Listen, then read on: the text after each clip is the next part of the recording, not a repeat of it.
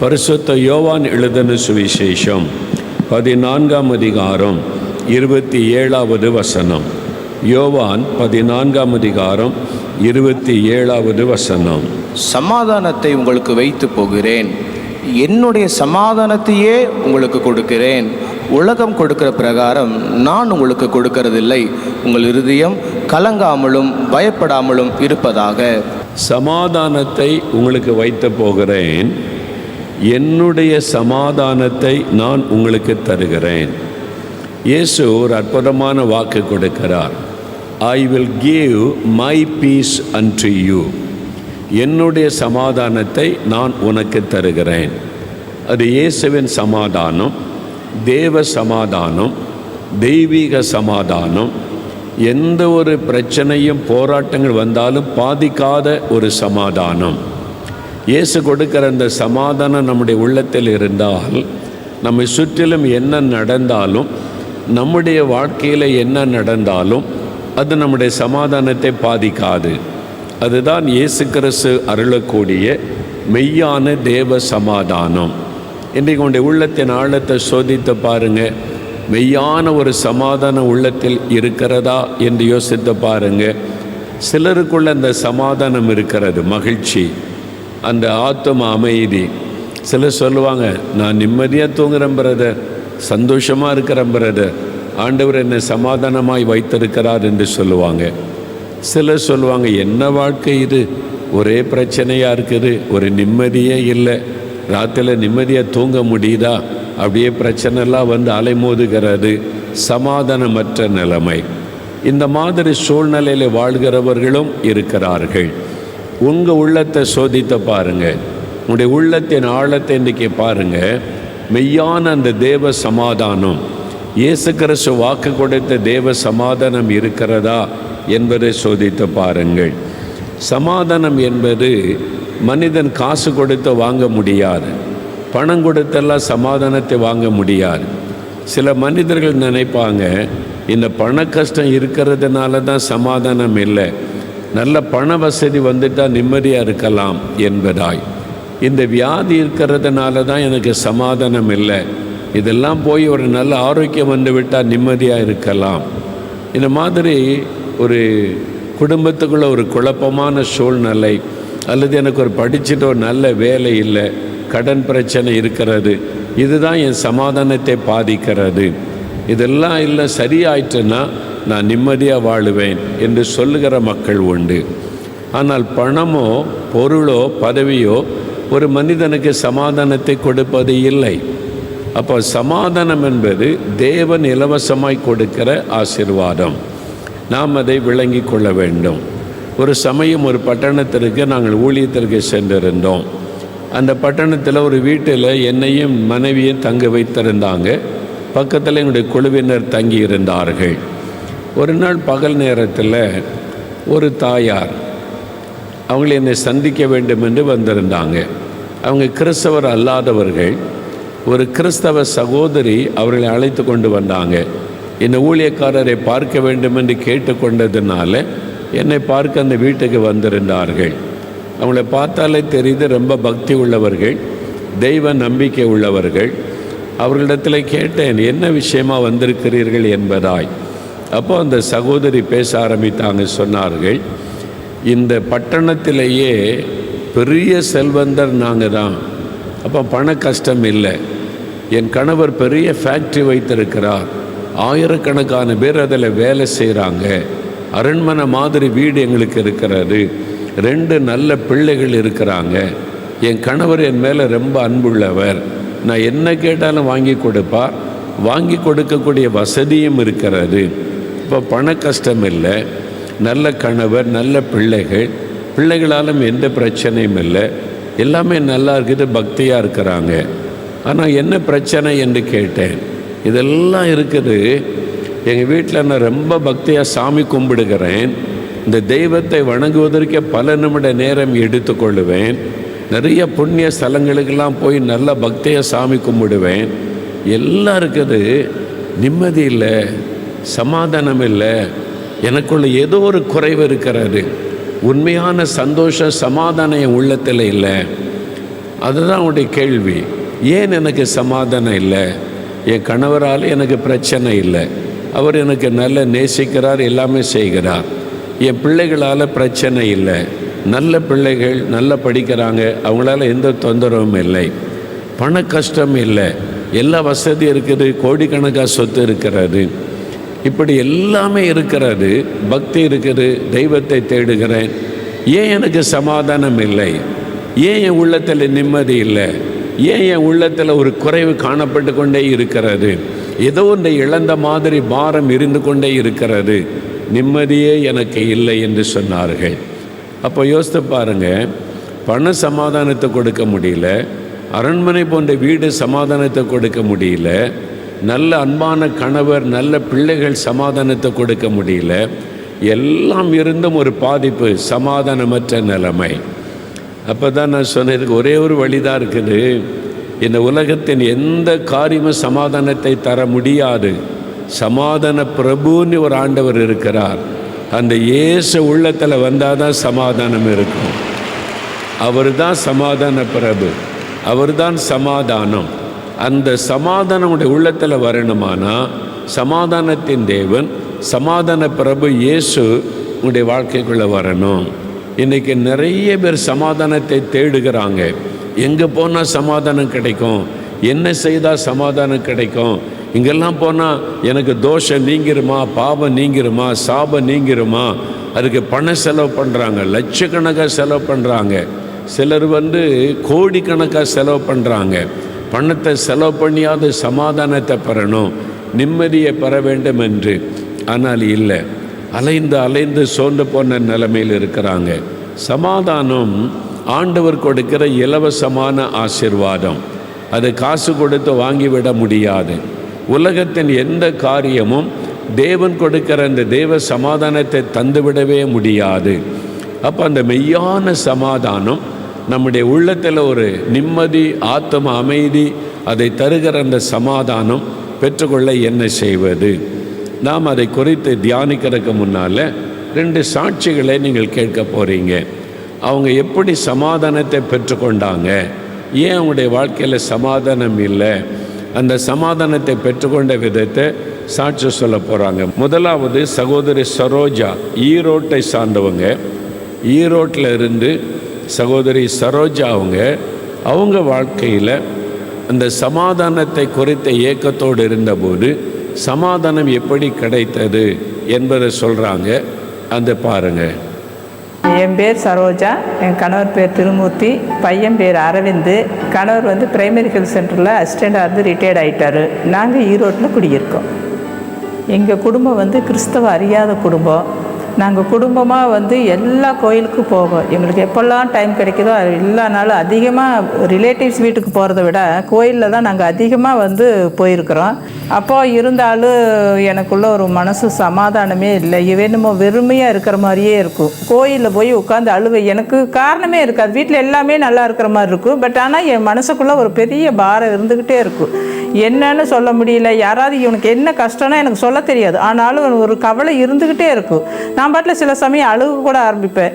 எதுக்கு, என்ன காரணம் தெரியாமல் ஒரு சூழ்நிலை நம்ம அழுகிறோமே அப்படின்ட்டு யோசிப்பேன். நான் ஏன் இப்படி இருக்கிறேன், நான் சொல்கிறது எல்லாம் செய்கிறேனே, ஏன் எனக்கு இப்படி இருக்குதுன்னு நான் சாமியே நிறைய முறை நான் கேட்டிருக்கிறேன். நான் ஏன் இப்படி இருக்கிறேன், நான் எல்லாத்தையும் செய்கிறேன், எல்லா விரதம் இருக்கிறேன், எல்லா பூஜை போடுறேன், எல்லா தீபங்கள் ஏற்றுறேன், எல்லா நேரம் கரெக்டாக நான் அட்டண்டன்ஸ் போடுற மாதிரி வர்றேன். அப்படி இருந்தாலும் ஏன் என்னோடய வாழ்க்கையில் இப்படி இருக்குது அப்படின்ட்டு நான் நிறைய முறை சாமி கேட்டுட்டு அழுதுருக்கிறேன். நான் ஒவ்வொரு ஜோசிகர்கிட்ட எடுத்துகிட்டு ஓடுவேன், ஜாதகத்தை எடுத்துகிட்டு என்ன காரணம் என்னன்ட்டு. அதாவது எனக்கு இது சொல்ல தெரியாமல் நான் போய் பையனுக்கு ஏதாவது நேரம் சரியில்லையா அப்படின்னு சொல்லி கேட்பேன். அவங்களும் ஒவ்வொரு முறையும் 7.5 சனிங்கிறாங்க, கண்ட சனிங்கிறாங்க, அஷ்டம சனி, இப்படி ஒவ்வொரு சனிக்கு ஒவ்வொரு தடவையும் நாங்கள் விரதங்கள் இருந்து நான் செஞ்சு உண்மையாலுமே என்னால் அது சொல்லவே முடியாது. 1000 ஜோசியம் பார்த்துருப்பேன், நான் பார்க்காத ஜோசியமே இல்லை. அவ்வளோ ஒரு உண்மையாலுமே எனக்கு அதில் ஒரு ஆத்ம திருப்தி கிடைக்கவே இல்லை. அப்படி இருக்கும்போது தான் என்னோடய தோழிகிட்ட வேறு விஷயமா நாங்கள் ஃபோன் பண்ணும்போது கூடவே நான் வந்து இதை சொன்னேன். என்னன்னே தெரியல ரூபி, என்னோடய மனசில் ஒரு பாரம் இருந்துக்கிட்டே இருக்குது. நானும் நிறைய கோயிலுக்கு போகிறேன், எல்லாமே பண்ணுறேன், ஆனாலும் பாரம் இருக்குதுன்னு சொன்னாங்க. அப்போ தான் அவங்க சொன்னாங்க, என்னுடைய பக்தி அவங்களுக்கு தெரிஞ்சுட்டு அவங்க சொன்னாங்க, டீச்சர் நான் ஒன்றே ஒன்று சொல்லுவேன், நீங்கள் கோவிச்சக்கூடாது அப்படின்னு சொன்னாங்க. சரி சொல்லுங்கன்னு சொன்னேன். அப்போ தான் அவங்க சொன்னாங்க, நீங்கள் ஒரே ஒரு முறை வந்து மோகன் சி லாசரஸ் அவங்களுடைய ப்ரேயரை கேளுங்க, உங்களுக்கு ஓரளவுக்கு சமாதானம் கிடைக்கும் டீச்சர் அப்படின்னாங்க.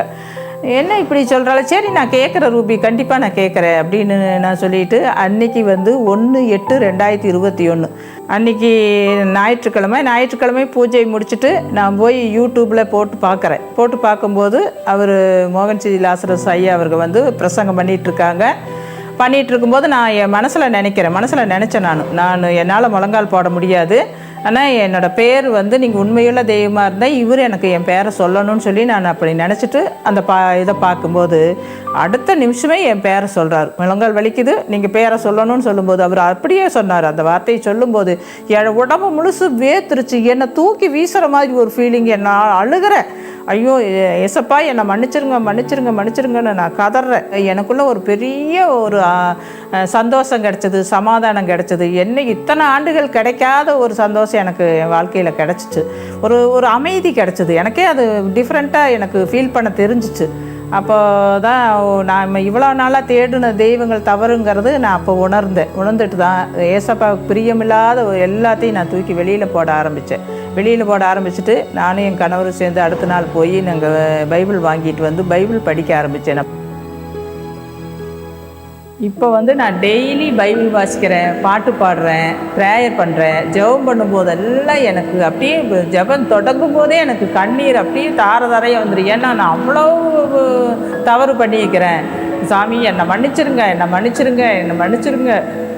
அப்படியே தான் என்னால் சொல்ல. இப்போ கூட எனக்கு அப்படி தான் தோணும். ஏன்னா நான் அந்த அளவுக்கு கடவுளை கஷ்டப்படுத்திட்டேன். என்னால் வந்து எனக்காக மறைச்சாங்க, எனக்காக என்னோட பாவத்துக்காக விட்டாங்க நினைக்கிறப்போ எனக்கு அப்படியே உடம்பெல்லாம் ஒரு மாதிரி பண்ணு. நான் டெய்லியும் ப்ரேயர் பண்ணும்போது அழுதான் ப்ரேயர் பண்ணுறேன். மன்னிச்சிருங்க சாமி, நான் ஒவ்வொருத்தருக்காக மோகன் சி லாசரஸ் அவங்க சொன்னது தேசத்துக்காக நான் பண்ணுறேன், இந்த தெருமக்களுக்காக பண்ணுறேன், எல்லா பிள்ளைகளுக்கும் நான் பண்ணும்போதுல நான் கண்ணீரோடு தான் ஜெபிக்கிறேன். நான் ஒவ்வொருத்தோடு நான் இப்போ பைபிள் வாசிக்கிறது புதிய ஏற்பாடு முழுசு முடிச்சுட்டேன். ஏன்னா கடவுளுக்கு இடம் கொடுக்கணும் அப்படிங்கிறது எனக்குள்ள ஒரு வைராக்கியம் ஆயிடுச்சு. ஏன்னா கடவுள் எனக்கு அவ்வளோ சமாதானம், அவ்வளோ சந்தோஷத்தை கொடுத்துருக்காரு. அவரை பற்றி நான் எங்கே சொல்கிறதுக்கு பயப்படவே கூடாது. ஏன்னா அந்த அளவுக்கு எனக்கு மன நிம்மதியை கொடுத்துருக்காரு. இன்றைக்கி நான் நல்லா இருக்கிறேன்னா நான் அவர் தான் சொல்லுவேன். நான் எப்போவுமே அவர் வந்து என்னை மன்னிச்சு என்னை ஏற்றுக்கிட்டாருங்கிறது எனக்கு பெரிய விஷயமா இருக்குது. அதனால் ஏசப்பாவை வந்து ஒரு நாளும் நான் மறக்க மாட்டேன். நான் ஜீவன் உள்ள நாள் வரைக்கும் நான் அவரையே நான் சேவிப்பேங்கிறத நான் உறுதியாக சொல்கிறேன். பாருங்கள், ரொம்ப பக்தி உள்ளவர்கள் பக்தியாக கடவுளை தேடி ஆனால் உள்ளத்தில் சமாதானம் இல்லை, ஒரு வெறுமை, உண்மையான நிம்மதி இல்லை.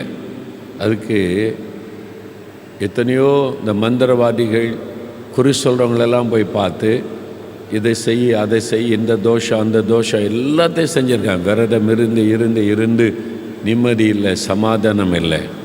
பார்த்தீங்களா, பக்தியாக இருக்கிறாங்க, தெய்வத்தை தேடுறாங்க, உள்ளுக்குள்ளே சமாதானம் இல்லை. எப்போ சமாதானம் வந்தது? இயேசு என்கிற சமாதான பிரபு உள்ளத்தில் வந்தபோது அவங்க எவ்வளோ சந்தோஷமாக சொல்கிறாங்க பாருங்கள். இப்போ அவ்வளோ சந்தோஷம், சமாதானம், நிம்மதி. இதுதான் ஒரு மனிதனுக்கு ஆண்டவர் கொடுக்கிற மிகப்பெரிய ஆசீர்வாதம். மற்றதெல்லாம் ரெண்டாவது. முதலாவது ஆசீர்வாதம் சமாதானம், அந்த தேவ சமாதானம். இன்றைக்கி உங்களுடைய உள்ளத்தில் இருக்குதா? வெளியில் சொல்ல முடியல, உள்ளுக்குள்ளே சமாதானமற்ற சூழ்நிலை. வெளியில் சொன்னால் நான் பக்தியாக இருக்கிறேனே, ஜபெல்லாம் பண்ணுறேனே, தெய்வத்தெல்லாம் தேடுறேனே, எனக்கு சமாதானம் இல்லைன்னா தப்பாக நினைப்பாங்களே. வெளியே சொல்ல முடியல, உள்ளுக்குள்ளே சமாதானமற்ற நிம்மதியற்ற நிலைமை. அப்போ யோசித்து பாருங்கள், இன்றைக்கு உங்களுடைய உள்ள வெறுமையாக இருக்கிறது. உங்களுடைய உள்ளுக்குள்ளே இயேசுவின் மேலே அன்பு இருக்குது, பக்தி இருக்குது, விசுவாசம் இருக்குது.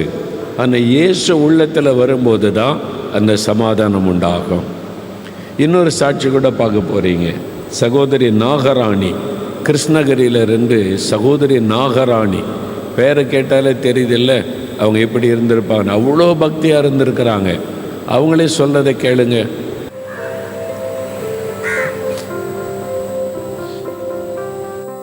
பேர் நாகராணி, கிருஷ்ணகிரி மாவட்டத்தில் சந்தூர் கிராமத்தில் வாழ்கிறேன். எனக்கு ஒரு மகனும் ஒரு மகளும் உண்டு. நான் ஏசப்பா அறியாத குடும்பம். நான் மேல்மருவத்தூருக்கு ஓம் சக்தியில் ரொம்ப தீவிரமாக இருந்ததுனால என் மனமாற்றம் அடைந்தது மாதிரி மக்களும் அடையணும்னு சொல்லி ஒரு நல்வழிப்படுத்தணுன்ற நோக்கத்தோட எல்லாருக்கும் மாலை போட்டு 35 வருஷமாக மக்களை கூட்டி கொண்டு சென்றேன். எங்கள் அம்மா ஓம் சக்தி கோயில் போகிறதும் இல்லாமல் இங்கே ஊர்லேருந்து ஒரு 6-7 பஸ்ஸுக்கு தேவையான ஆட்களை கூப்பிட்டு போய் கோயிலுக்கு கூப்பிட்டு போக ஆரம்பித்தாங்க.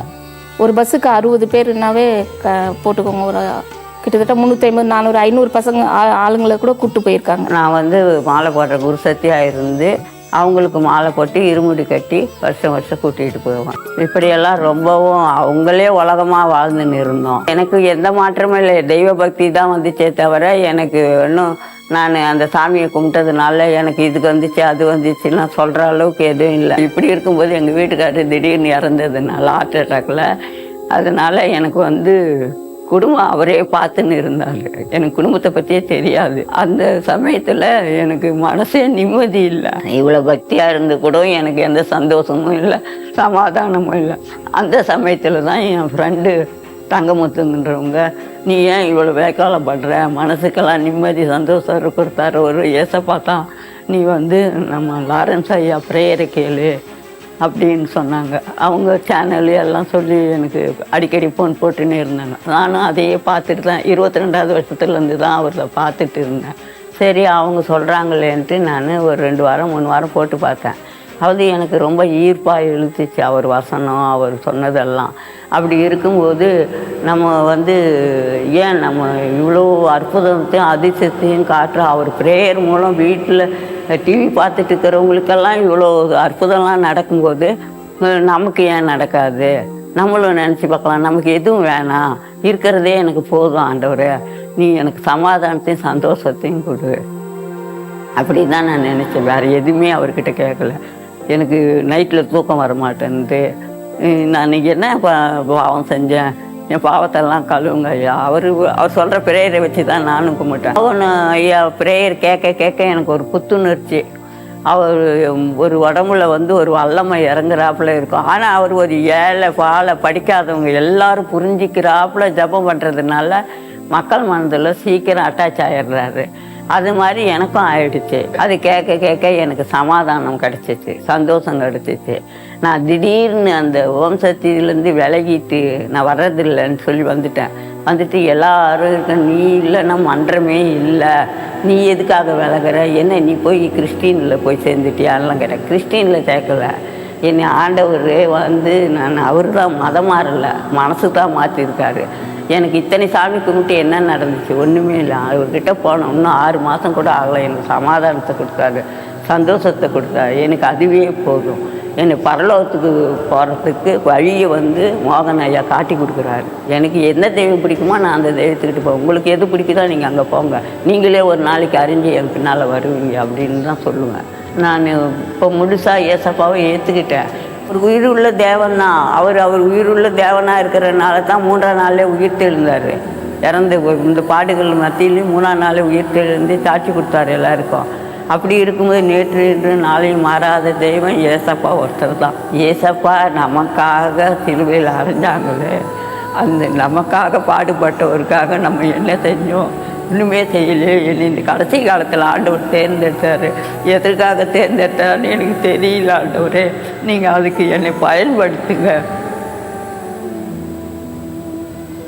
என் வாழ்க்கையில் இவ்வளோ நல்ல காரியம் செய்த ஏசப்பாவுக்கு கோடான கோடி நன்றி.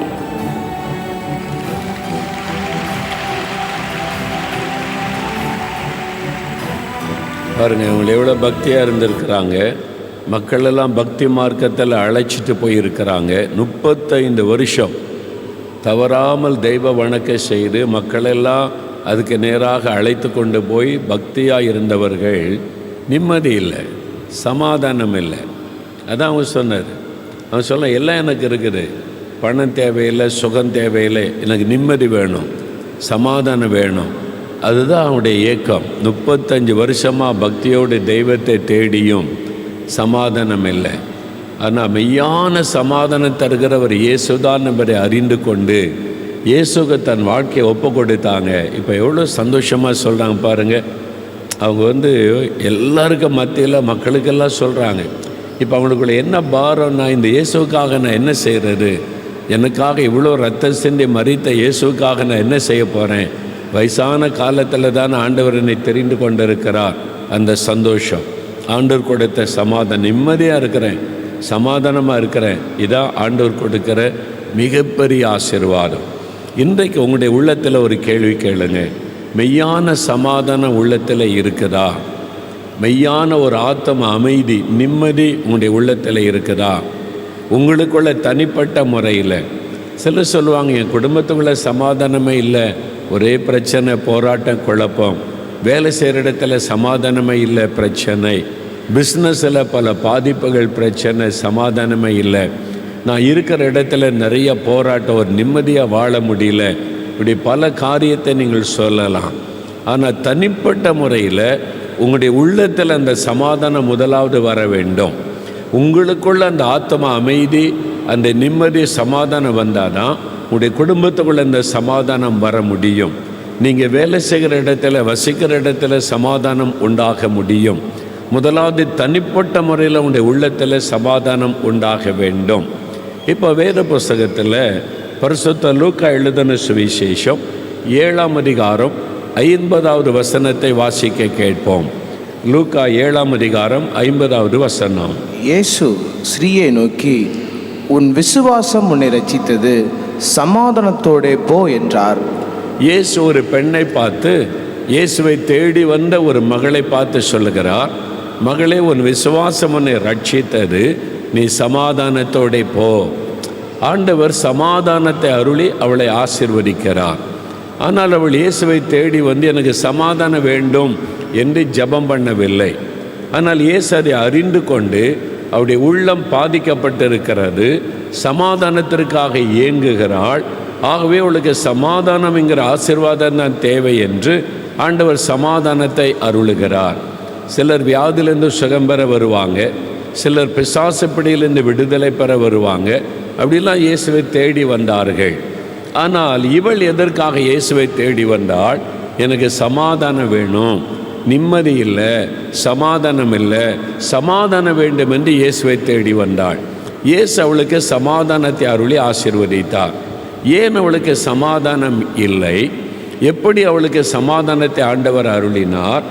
நீங்கள் பாருங்கள், லூக்கா 7ஆம் அதிகாரம் 37, 38 வசனங்களை வாசிக்க கேட்போம். அப்பொழுது அந்த ஊரில் இருந்த பாவியாகிய ஒரு ஸ்ரீ இயேசு பரிசேயன் வீட்டிலே பந்தி இருக்கிறதை அறிந்து ஒரு பரணியில் பரிமள தைலம் கொண்டு வந்து அவருடைய பாதங்களின் அருகே பின்னாக நின்று அழுது கொண்டு அவருடைய பாதங்களை தன் கண்ணீரால் நனைத்து தன் தலைமயிரினால் துடைத்து அவருடைய பாதங்களை முத்தம் செய்து பரிமள தைலத்தை பூசினாள். இயேசு ஒரு மனிதன் விருந்துக்கு இயேசுவை அழைத்ததினால அவன் வீட்டிலே விருந்துக்காக அமர்ந்திருக்கிறார். அந்த நேரம் அந்த ஊரில் இருந்த ஒரு பெண், அவளுக்கு பெயர் சொல்லப்படவில்லை, பாவியான ஒரு பெண், அப்படிதான் அவளுக்கு சொல்லப்படுகிறது. பாவியான பெண் என்று அவளை குறித்து சொல்லப்படுகிறது. அப்போது அவள் இயேசுவை தேடி வந்து அவருடைய பாதத்தில் விழுந்து அழுகிறாள். அவளுடைய கண்ணீர் இயேசுவின் பாதத்தில் விழுகிறது. இயேசுவனுடைய பாதத்தை பிடித்து கொண்டாள். அவள் இவர் ஒன்று இயேசுவனிடத்தில் பேசவும் இல்லை, இயேசுவனிடத்தில் எதுவும் கேட்கவும் இல்லை. அவருடைய பாதத்தில் விழுந்து அழுதாள் என்று சொல்லப்படுகிறது. ஏன் அவளுடைய உள்ளம் பாதிக்கப்பட்டிருக்கிறது? பாவம். அவளுக்குள்ளே காணப்பட்ட பாவம் சமாதானத்தை கெடுத்து விட்டது. பாருங்கள், பாவம் செய்யும்போது இனிமையாக தெரியும், ஆனால் அது உங்களுடைய சமாதானத்தை கெடுத்து விடும். துன்மார்க்கனுக்கு சமாதானம் இல்லை. ஏசாயா 48ஆம் அதிகாரம் 22வது வசனத்தில் நம்ம வாசிக்க முடியும். அப்போ பாவம் செய்கிற ஒரு மனிதனுக்குள்ளே சமாதானம் இருக்காது. எந்த ஒரு சின்ன பாவம் பெரிய பாவம்னு வித்தியாசம்லாம் கிடையாது. ஒரு பாவம் என்பது உங்களுடைய உள்ளத்தில் உள்ள சமாதானத்தை கெடுத்துவிடும், பாதிப்பை உண்டாக்கிவிடும். அப்படித்தான் இவளுடைய வாழ்க்கையில் அவள் எது தனக்கு இன்பமாக இருக்கும், மகிழ்ச்சியாக இருக்கும், இந்த வாலிப வயசில் எல்லாத்தையும் அனுபவிக்க வேண்டும் என்று அவள் பாவ வாழ்க்கையில் ஈடுபட்டாளோ அதே பாவம் இப்போ சமாதானத்தை கெடுத்து விட்டது, நிம்மதியை கெடுத்து விட்டது. நிம்மதியாக தூங்க முடியலை. ஊரில் இருக்கிற மக்களுக்கெல்லாம் அவளுடைய பாவம் தெரிந்து விட்டது. அதனால் பாவி என்று மக்கள் சொல்ல ஆரம்பிச்சிட்டாங்க. இவள் ஒரு பாவி, விபச்சாரக்காரி, இவள் மூலமாக நிறைய குடும்பங்கள் பாதிக்கப்பட்டிருக்கிறது, நிறைய பேருடைய வாழ்க்கையை பாதிப்புக்குள்ளாக்கின ஒரு பாவி என்று அந்த மனிதன் சொல்லுகிறான். இவள் பாவியான பெண், இவள் எப்படி இயேசுவை தொட முடியும்? அவர் பரிசுத்தமுள்ள ஒரு தேவன், அவருடைய பாதத்தை வந்து இவள் தொடுகிறாளே என்று கோபத்தோடு நிற்கிறான். இவள் பாவியான பெண் ஆயிற்றே என்பதாய். அப்போ ஊருக்கே தெரியும் அவள் பாவி என்பதாக. அந்த மாதிரி ஒரு பாவ வாழ்க்கை வாழ்ந்தாள். அதனால் அவளுடைய சமாதானம் பாதிக்கப்பட்டது.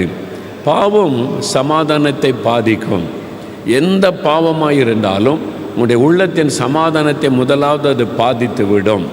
அந்த பாவத்தின் நிமித்தமாகத்தான் சமாதான இழப்பு ஏற்படுகிறது. அப்போ பாவ மன்னிப்பை பெறும் பொழுது மெய்யான சமாதான உள்ளத்தில் வரும். ஆண்டவர் அவருடைய பாவத்தை மன்னிக்கிறார். இந்த லூக்கா 7ஆம் அதிகாரம் 48வது வசனம் வாசிக்கும்போது, மகளே உன் பாவம் உனக்கு மன்னிக்கப்பட்டது என்று ஆண்டவர் சொல்லுகிறார். முதலாவது அவருடைய பாவத்தை மன்னித்த பிறகுதான் நீ சமாதானத்தோட போ. இப்போ அந்த பாவம் மன்னிக்கப்பட்ட உடன், அந்த பாவத்தின் பாரம் உள்ளத்தை விட்டு விலகின உடன் உள்ளத்துக்குள்ள ஒரு சமாதானம். அப்போ பாவத்தை நிமித்தமாய் உண்டான பாதிப்பை மாறி சமாதானம் உள்ளத்திலே உண்டாகிறது. எனக்கு அன்பானவர்களே, இந்த ஆசீர்வாதத்தை பாவ மன்னிப்பை அவள் பெற்றுக்கொள்ள என்ன செய்தாள்? 3 காரியம் செய்தாள். முதலாவது, தான் பாவி என்பதை உணர்ந்தாள். நான் ஒரு பாவி என்கிற உணர்வு அவளுக்குள்ளே வந்தது. நிறைய பேர் அதை உணர்வதே இல்லை. பாவ உணர்வே பலருக்குள் இருப்பதில்லை. ஒரு காரியம் நடந்துட்டா, நான் என்ன பாவம் செஞ்சேன் ஆண்டவரே, நான் என்ன பாவம் செஞ்சேன்? நான் பக்தியாக தானே இருக்கிறேன், சர்ச்சைக்கு போகிறேன், வர்றேன், காணி கொடுக்குறேன், நான் பக்தியாக தானே தெய்வத்தை தேட, நான் என்ன பாவம் செய்தேன்? ஆண்டவரை குற்றப்படுத்துகிற மாதிரி ஜெபிக்கிற மக்கள் உண்டு.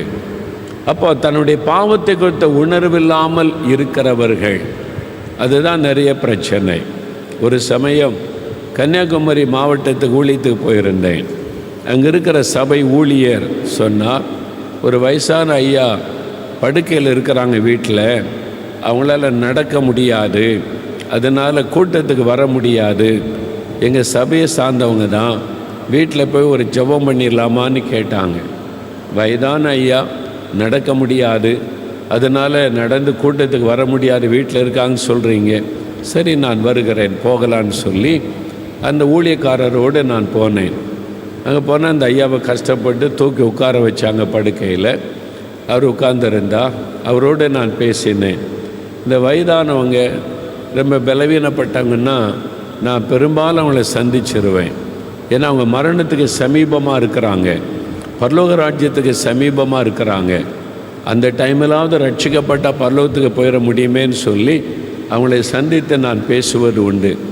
அதே மாதிரி அந்த ஐயாவை பார்த்த உடனே நான் ஜெபிக்காதபடி வேத புஸ்தகத்திலிருந்து ஒரு பகுதியை வாசித்தேன். மத்தேயு 9ஆம் அதிகாரத்தில் ஒரு திமிர்வாதக்காரனை இயேசுக்கிட்ட கொண்டு வர்றாங்க.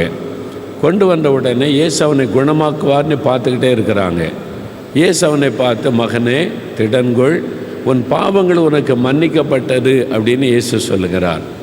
அப்போது இயேசு அவனை சுகமாக்குவார்னு கொண்டு வந்தாங்க. அவனு பாவம் மன்னிக்கப்பட்டது என்று சொல்லுகிறாரே, அவனுக்குள்ள பாவம் இருப்பதை இயேசு அறிந்து கொண்டார். அந்த பாவத்தினால தான் வியாதி பாதிக்கப்பட்டிருக்கிறான் என்பதையும் இயேசு அறிந்து கொண்டார். பாவம் மன்னிக்கப்படாமல் அவனுக்கு சுகம் கிடைக்காது, மற்ற ஆசீர்வாதத்தை பெற முடியாது. பாவம் மன்னிக்கப்பட்டாதான் அவன் சுகம் பெற முடியும். இயேசு அதை அறிந்ததுனால முதலாவது அவனுடைய பாவத்தை மன்னித்தார். அதனால் அந்த ஐயாவை பார்த்து கேட்டேன், உங்களை பார்த்து என்னைக்காவது இயேசு கிறிஸ்து இப்படி சொல்லியிருக்கிறாரா ஐயா? உன் பாவம் உனக்கு மன்னிக்கப்பட்டதுன்னு இயேசு சொல்லியிருக்கிறாரா அப்படின்னு கேட்டேன்.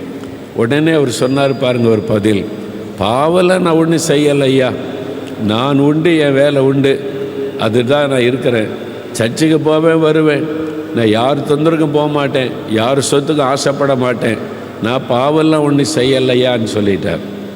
பாவமே செய்யலைன்னு ஒருத்தர் சொன்ன பிறகு அவர்கிட்ட வேறு என்ன பேச முடியும்? அவர் சொல்கிறார், பாவம்னாலே அடுத்தவங்க சொத்தை அபகரிக்கிறது, குடிக்கிறது, விபச்சாரம் செய்வது, கொலை செய்வது, இதுதான் பாவம்னு நம்ம நினைக்கிறோம். அவர் அந்த வார்த்தை சொன்ன உடனே இவர் எப்படி ரட்சிப்புகளை நடத்துவது? பாவமே செய்யலைன்னு சொல்கிறாரு, அடுத்து என்ன பேசுவது? என் உள்ளத்தில் ஒரு தடுமாற்றம் வந்தார். ஆண்டவரை பார்த்து இருதயத்தில் ஜெபித்து, ஆண்டவரே இவருக்கு என்ன சொல்கிறதுன்னு. அப்போ ஆண்டவர் மார்க் 7ஆம் அதிகாரம் 21ஆம் வசனம் முதல் வாசி, அவருக்கு வாசி, பைபிள் வசனத்தை வாசின்னு சொன்னார். சரி ஆண்டவரே என்று நான் வேதத்தை திறந்து, ஐயா வேதத்தில் சில வசனம் இயேசு சொல்லி இருக்கிறார், அதை வாசிக்கிறேன் கேளுங்கன்னு சொன்னேன். சரி ஐயான்னு சொன்னார்.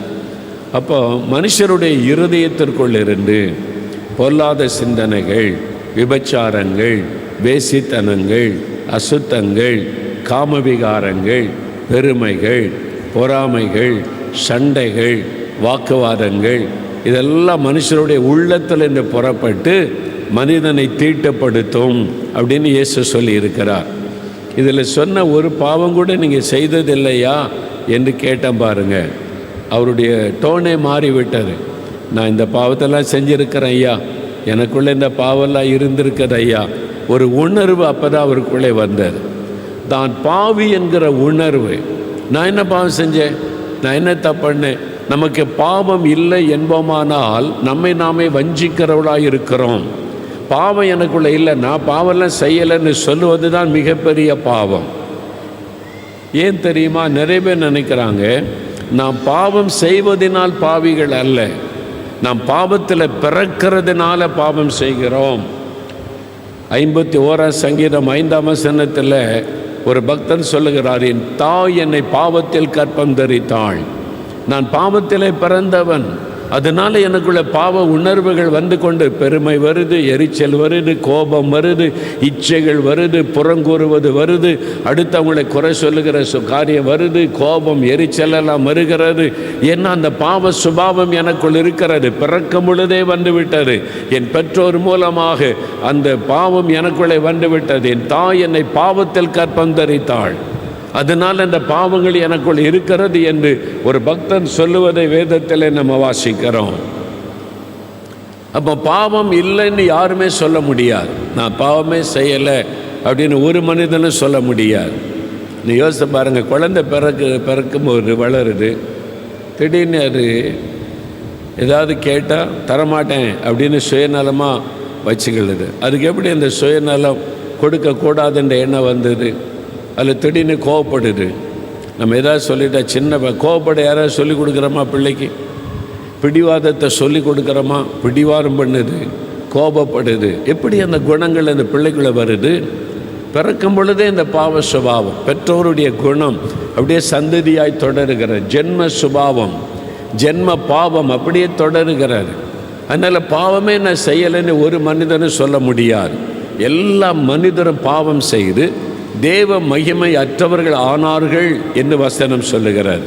அந்த பாவத்தின் நிமித்தமாகத்தான் நம்முடைய சமாதானத்தை நாம் இழந்து விடுகிறோம். ஏனென்றால் பாவம் தேவனுக்கு நமக்கு நடுவாக பிரிவினை உண்டாக்கும். ஏசாயா 59ஆம் அதிகாரம் 2ஆம் வசனத்தில், உங்கள் அக்கிரமங்களே உங்களுக்கும் தேவனுக்கு நடுவாக பிரிவினை உண்டாக்குகிறது. அவர் உங்களை செவி கொடுக்க கூடாதபடி அவருடைய முகத்தை உங்களுக்கு மறைக்கிறது. பாவம் தேவனுக்கு நமக்கு நடுவாக வந்து தேவனோட ஐக்கியத்தை கெடுத்து பிரிக்கிறதுனால சமாதானத்தை இழந்து போகிறோம்.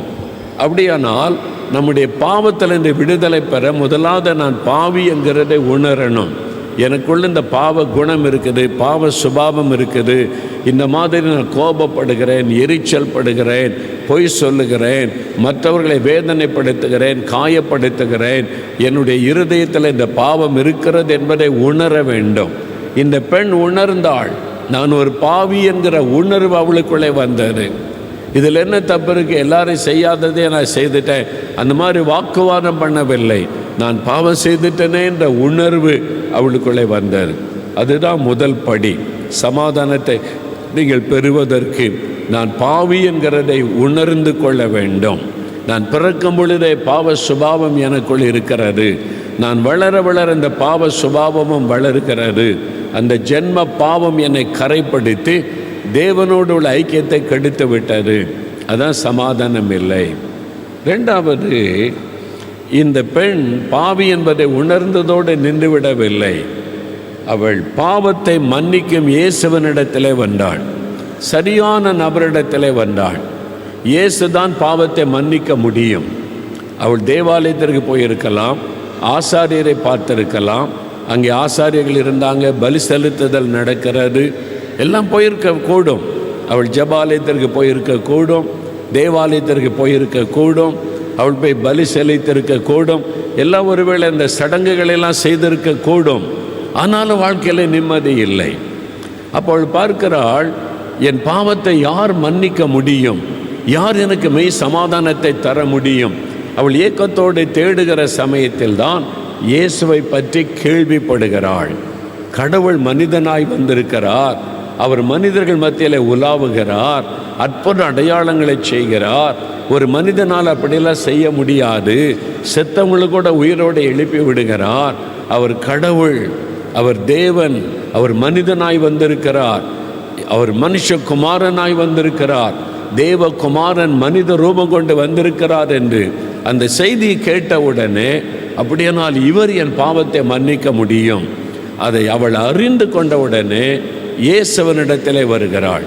உங்களுடைய பாவம் மன்னிக்கப்படுவதற்கு பரிகாரம் செய்யுங்க அப்படின்னு சொல்லுவாங்க. சில மதத்தில் உங்கள் பாவம் இருக்குது பரிகாரம் பண்ணுங்க, சாபம் இருக்குது பரிகாரம் பண்ணுங்க. அதான் அந்த தாயார் சொன்னாங்கல்ல, ஜோசியக்காரர் சொன்னால் அங்கே போங்க இங்கே போங்க, இதை செய்யுங்க அதை செய்யுங்க, பரிகாரம் பண்ணுங்க. எல்லாம் செஞ்சு பார்த்துட்டேன். சிலர் பரிகாரத்துக்கு மண் சோறு சாப்பிடுவாங்க, சிலர் காலில் செருப்பு இல்லாமல் நடப்பாங்க, சிலர் உருண்டு அங்கே பிரதிஷ்டனி பக்தியாக செய்வாங்க. ஏன்? தங்களுடைய பக்தி அதன் மூலமாய் பாவ மன்னிப்பை பெறணும், ஒரு நிம்மதியை பெறணும் என்பதற்காய் தங்களையே வருத்தி கொண்டு தெய்வத்தை தேடுகிற பக்தி உள்ள மக்கள் நிறைந்த தேசம் இது. பாருங்க, மக்கள் எவ்வளோ பக்தியாக தெய்வத்தை தேடுகிறாங்க. எதற்காக? இந்த நிம்மதி வேணும், சமாதானம் வேணும், என்னுடைய பாவத்துக்கு ஒரு பரிகாரம் வேணும் என்பதற்காக இதெல்லாம் செய்வதை நம்ம பார்க்கிறோம். சில கிறிஸ்தவர்கள் கூட நடக்கிறாங்க, காலில் செருப்பு இல்லாமல் அங்கே போனால் சரியாயிரும், மெழுகுவத்தியை பிடிச்சிக்கிட்டு கொண்டு போய் நிற்கிறாங்க. சரியாகுமா?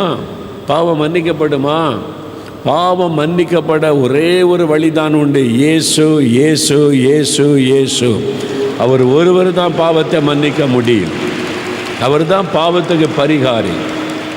பார்த்தீங்களா, இந்த சாட்சி சொன்னாங்கல்ல, எவ்வளோ பக்தியாக தெய்வத்தை தேடணும், ஒரு நிம்மதி இல்லை. எப்போ இயேசுவேன்னு கூப்பிட்டுக்கோமோ வாழ்க்கையில் நிம்மதி, சமாதானம். அப்போ பாவத்தை மன்னிக்க அதிகாரம் பெற்ற ஒரே ஒருவர் இயேசு தான். அவரால் தான் நம்முடைய பாவத்தை மன்னிக்க முடியும். பாவத்துக்கு பரிகாரி இயேசு கிறிஸ்து தான். ஏன்னா அவர் இந்த உலகத்தில் பாவத்தை சுமந்து தீர்க்கிற தேவ ஆட்டுக்குட்டியாக வந்தார் என்பதாக வேதத்தில் பார்க்கிறோம். அந்த பாவத்திற்கு பரிகாரத்தை உண்டாக்கத்தான் சிலுவையிலே தன்னுடைய இரத்தத்தை சிந்தினார். இரத்தம் சிந்துதல் இல்லாமல் பாவ மன்னிப்பு உண்டாகாது. ஒரு மனிதனுடைய பாவம் மன்னிக்கப்பட இரத்தம் சிந்தப்பட வேண்டும். இரத்தத்தின் வழியாகத்தான் பாவ மன்னிப்பை பெற முடியும். அதனால்தான் ஆதி நாட்களில் மனிதர்கள் ஆடுகளையும் பறவைகளையும் மிருகங்களையும் பலி செலுத்தி இரத்த பலி கொடுத்தார்கள். அந்த இரத்தத்தின் மூலமாக எனக்கு ஒரு பாவ மன்னிப்பு கிடைக்க வேண்டும் என்று. ஆனால் அது நிரந்தரமாய் மனிதனுடைய பாவத்தை மன்னிக்க முடியவில்லை, நிரந்தரமாய் பாவத்திலிருந்து விடுதலை கொடுக்க முடியவில்லை. ஒரு மனிதனுடைய பாவம் மன்னிக்கப்படுவதற்கு ஒரு மனுஷ இரத்தம் சிந்தப்பட வேண்டும். மிருகம் பறவைகளுடைய இரத்தத்தினால பாவ மன்னிப்பு மனிதனுக்கு உண்டாக முடியாது.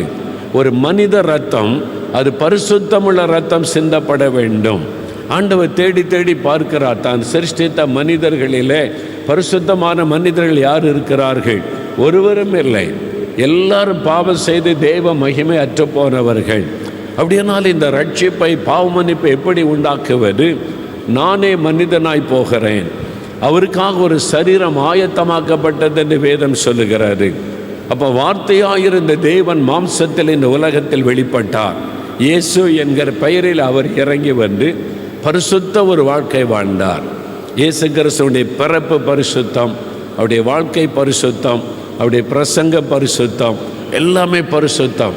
ஒரு பரிசுத்தமான ஒரு வாழ்க்கை, பாவம் நிறைந்த உலகத்திலே வாழ்ந்து தன்னை பலியாக ஒப்பு கொடுத்தார். 33.5 வயதில் சிலுவையில் இரத்தம் சிந்தி மரிக்க தன்னை ஒப்பு கொடுத்தார். அதனால தான் இயேசு கிறிஸ்துவின் ரத்தம் சகல பாவங்களை நீக்க நம்மை சுத்திகரிக்கும்.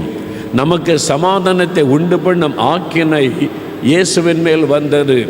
ஏசாயா 53 அதிகாரத்தில் நம்ம வாசிக்கிற 5ஆம் வசனத்தில், அப்போ நம்முடைய பாவங்களை தன்மேலே ஏற்றுக்கொண்டு நமக்காக ரத்தம் சிந்தி அவர் மரித்து நமக்கு பாவ மன்னிப்பை ஏற்படுத்தினார். அந்த இயேசுவனிடத்தில் வந்து நம்முடைய பாவத்தை அறிக்கை செய்து ஒப்பு கொடுக்கும் போது இயேசு கிறிஸ்துவின் ரத்தம் நம் இருதயத்தை கழுவுகிறது. அந்த 2 பேரும் சாட்சி சொன்னதை கவனித்தீங்களா? ஏதோ ஒன்று எங்களை விட்டு வெளியேறி போச்சு, உள்ளத்தில் சமாதான சந்தோஷம். அதை இருதயத்தில் உண்டாக்குற ஒரு மாற்றம்தான் ரட்சிப்பின் சந்தோஷம், பாவ மன்னிப்பின் சமாதானம், உள்ளுக்குள்ளே உண்டாகிற சமாதான நிம்மதி. அது இயேசுடைய ரத்தம் நம்முடைய இருதயத்தை கழுவி பாவ கரைகளை எல்லாம் மாற்ற வல்லமை உள்ளது. மாற்றின உடனே உள்ளத்தில் சமாதானம். அதனால தான் இந்த பெண் இயேசுவனிடத்தில் வந்தாள். அவர் தான் என் பாவத்தை மன்னிக்க முடியும், அவர் தான் பரிசுத்தமுள்ள ஒரு தேவன், பாவத்துக்கு பரிகாரியாய் வந்தவர் என்று அறிந்து கொண்டார். எந்த மனிதனும் உடைய பாவத்தை மன்னிக்க முடியாது. மோகலாசனுடைய பாவத்தை மன்னிக்க முடியாது. எந்த பிஷப்பும் எந்த போதகரும் பாவத்தை மன்னிக்கவே முடியாது. பாவத்தை மன்னிக்க அதிகாரம் பெற்ற ஒரே ஒருவர் இயேசு மாத்திரம்தான். அவர் ஒருவர் தான் நம்முடைய பாவத்துக்காக சிலுவையில் ரத்தம் சிந்தினார். நீங்கள் நல்லா யோசித்து பாருங்க, தெரியும். அவர் தான் நம்முடையக்காக சிலுவையில் ரத்தம் சிந்தி மரித்தவர். அதை விசுவாசித்து இயேசுவண்டே வரும்போது அவர் பாவ மன்னிப்பின் சமாதானத்தை பெற முடியும். இந்த பெண் தன் பாவி என்பதை உணர்ந்தாள். 2வது இயேசுவனிடத்தில் வந்தாள், இவர் தான் என் பாவத்தை மன்னிக்க முடியும் என்று. 3வது ஒரு காரியம் செய்கிறாள், தன் பாவத்தை அறிக்கை செய்கிறாள். நீதிமொழிகள் 28:13 சொல்லுகிறது, தன் பாவத்தை மறைக்கிறவன் வாழ்வடைய மாட்டான், அவைகளை அறிக்கை செய்து விட்டு விடுகிறவன் இரக்கம் பெறுவான். நான் பாவம்லாம் செய்யலைங்க, என்கிட்ட பாவம்லாம் இல்லைங்க, நீ மூடி மறைக்கிறதுனால ஒரு பிரயோஜனம் இல்லை. ஆனால் இயேசுவிடத்தில் வந்து பாவத்தை அறிக்கை செய்யும் போது, ஆண்டவரே நான் பாவி தான். அவங்க சொன்னாங்க பாருங்க, நான் பாவின்னு அழுது ஜெபம் பண்ணினேன், நான் இவ்வளோ பெரிய பாவியாக இருந்திருக்கிறேனே, மெய்யான ஆண்டவரை அறியாமல் இருந்திருக்கிறேனே. அந்த சகோதரி சொன்னாங்கல்ல, அவங்க அந்த அப்படி அழுது ஜெபித்த போது தான் சமாதானம், அந்த ரட்சிப்பின் அந்த சமாதானம் உள்ளத்தில் வந்தது. அப்போ ஆண்டவரிடத்தில் பாவத்தை அறிக்கை செய்வது, அறிக்கை செய்கிற பாவம் மன்னிக்கப்படும். அதுதான் நான் பார்க்கிறோம். தாவீது என்ற பக்தன் சொல்றார் பாருங்க, 32 சங்கீதம் 5ஆம் வசனத்தில், என் பாவத்தை மறைக்காமல் தேவரீர் என் பாவத்தை மன்னியும் என்று அறிக்கையிட்டேன். வாசிங்க. நான் என் அக்கிரமத்தை மறைக்காமல் என் பாவத்தை உமக்கு அறிவித்தேன், என் மீறுதல்களை கர்த்தருக்கு அறிக்கையிடுவேன் என்றேன். தேவரீர் என் பாவத்தின் தோஷத்தை மன்னித்தீர். என் பாவத்தை நான் மறைக்காதபடி ஆண்டவரே உமக்கு அறிவித்தேன். இந்த பாவத்தை செய்துட்டேன், என்னை மன்னிங்க, என்னை மன்னிச்சிருங்க, எனக்குள்ள இந்த பாவம் இருக்குது, மன்னிச்சிருங்கன்னு அறிக்கையிட்டேன். தேவரீர் என் பாவத்தின் தோஷத்தை மன்னித்தீர். அந்த பாவ மன்னிப்பை பெற்றுவிட்டார். ஒரு பெரிய சந்தோஷம், அந்த சமாதானம் உள்ளத்தில் வந்து விட்டது. பாவத்தை அறிக்கை செய்து ஜெபிக்கும் போது இயேசு கிறிஸ்துவுடைய ரத்தம் நம்மை கழுவுங்கிறது. அப்போ உள்ளத்தில் தேவ சமாதானம், இயேசுவே என் உள்ளத்தில் வாரும், எனக்குள் வாரும் என்று ஏற்றுக்கொள்ளும் போது உள்ளத்தில் ஒரு தெய்வீக சமாதானம். அதுதான் பாவ மன்னிப்பின் சமாதானம், அதுதான் தெய்வீக சமாதானம், அதுதான் இயேசு நமக்கு தருகிற சமாதானம். சமாதான பிரபு எனக்குள் வந்துவிட்டார் என்கிற உன்னதமான ஒரு அனுபவம். அதன் பிறகு உங்களுடைய வாழ்க்கையில் பாருங்கள், சமாதான சந்தோஷம் நிலைத்திருப்பதை பார்க்க முடியும். அப்போ பாவத்தை அறிக்கை செய்து ஜெபம் செய்வது. லூக்கா 18ஆம் அதிகாரம் 13ஆம் வசனம் வாசிக்கும் போது, ஒரு ஆயக்காரன் தேவாலயத்தில் வந்து ஜெபிக்கும் போது, பாவியாக என் மீது இரக்கமாயிரும், ஆண்டவரே நான் பாவிதான், என்கிட்ட இந்த பாவெல்லாம் இருக்குது, என் மேலே இரக்கமா இருங்கன்னு சொன்னதுனால அவன் நீதிமானாக்கப்பட்டான் என்பதாக வேதத்திலே பார்க்கிறோம். அப்போ ஆண்டவர் நம்முடைய பாவத்தை மன்னித்து மெய்யான சமாதானத்தை நமக்கு தர வேண்டுமானால் நம்முடைய பாவி என்பதை உணர்ந்து இயேசுவிடம் வந்து நம்முடைய பாவத்தை அறிக்கை செய்து ஜெபிக்கும் போது நமக்குள் ஒரு ஆச்சரியமான மாற்றம் உண்டாகும். அதுதான் இயேசு கிறிஸ்து அருளுகிற பாவ மன்னிப்பு, அது தேவ சமாதானம். அப்போது நமக்குள்ள சமாதான பிரபு இயேசு வரும்போது ஒரு பெரிய ஆசீர்வாதம் உண்டாயிருக்கும். அநேக வருஷத்துக்கு முன்னால் எங்களுடைய வீட்டுக்கு ஒரு சகோதரர் வந்தார். இந்த பக்கத்து ஊரில் உள்ள ஒரு பெரிய மனிதர், பெரிய செல்வந்தர், பண்ணையார்னு சொல்லுவாங்கள்ல, பெரிய பணக்காரர் பண்ணையார். கண்ணு கட்டின தூரம் வரைக்கும் அவங்க நிலந்தான். நல்ல பிஸ்னஸ்ஸு, நல்ல ஆசீர்வாதம், நல்ல வசதி, செல்வ செழிப்பாக இருக்கிறாங்க. பிரபலமான குடும்பம். அவங்க ஒரு இந்து குடும்பத்தை சார்ந்தவர். அவர் என்னை பார்க்க வீட்டுக்கு வந்திருந்தார். அப்புறம் எனக்கு ஆச்சரியம், இவர் எதுக்கு நம்மளை பார்க்க வந்திருக்கிறாங்கன்னு சொல்லி உட்கார வைத்து பேசினேன். என்னை பார்க்க வந்திருக்கிறீங்க, எப்போ என்ன காரியம் என்பதாக கேட்டேன். நான் ஃபஸ்ட்டு டைம் அவரை பார்க்குறேன், அதுக்கு முன்னால் பார்த்ததில்லை. அப்போ அவர் சொன்னார், எனக்கு ஒரு பிரச்சனை இருக்குது. நீங்கள் செய்கிற ஊழியம் ஜபம், இங்கே இயேசு அற்புதம் செய்கிறார் என்பதெல்லாம் எனக்கு தெரியும், நான் நிறைய கேள்விப்பட்டிருக்கிறேன். எனக்கு ஒரு பிரச்சனை இருக்குது, அதுக்காக பிரார்த்தனை பண்ணணும் அப்படின்னு வந்திருக்கிறேன்னு சொன்னார். அப்படியா, சரி என்ன பிரச்சனை சொல்லுங்கன்னு சொன்னேன். அப்போ அவர் அவருடைய பிஸ்னஸில் உள்ள ஒரு பிரச்சனையை சொல்லி கொண்டிருந்தார். அவர் பேசிக்கிட்டே இருக்கும்போது ஆண்டவர் என் உள்ளத்தில் பேசுகிறார், மகனே, அவனுக்கு இதெல்லாம் பெரிய பிரச்சனை கிடையாது, அவனுக்குள்ள சமாதானம் இல்லை, நிம்மதி இல்லை, அதை பற்றி பேசு அப்படின்னு சொன்னார். அவருடைய நிலைமையை இயேசு அறிந்து என் உள்ளத்தில் பேசினார். இவனுக்கு நிம்மதி கிடையாது, சமாதானம் இல்லை, அதை பற்றி பேசு. பணம் இருக்குது, வசதி இருக்குது, சொத்து இருக்குது, எல்லாம் இருக்குது, நிம்மதி இல்லை, பேசு. நான் அப்போ அவரிடத்தில் இயேசு கிறிஸ்து கொடுக்குற சமாதானத்தை பற்றி பேசினேன்.